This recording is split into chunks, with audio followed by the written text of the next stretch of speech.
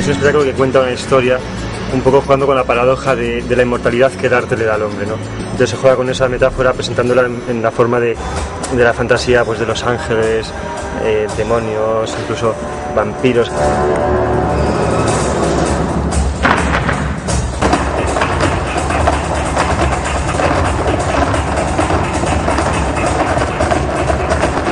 Es un espectáculo en el que presentamos el flamenco fusionado con diferentes estilos. Hay una parte muy fuerte de artes marciales.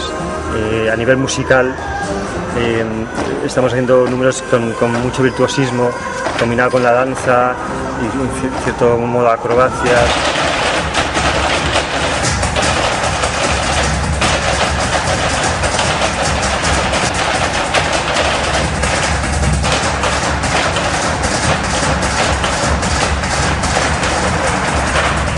Con la Rambleta estamos haciendo una residencia. Es un proyecto bonito, muy ambicioso de sacar adelante un teatro y para nosotros poder apoyar con nuestro trabajo haciendo aquí el estreno.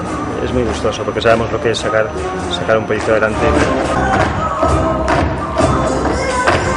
Y es una colaboración muy bonita, nos sentimos muy cómodos, un teatro espectacular, esperamos que todo el mundo lo vea y venga aquí porque merece la pena.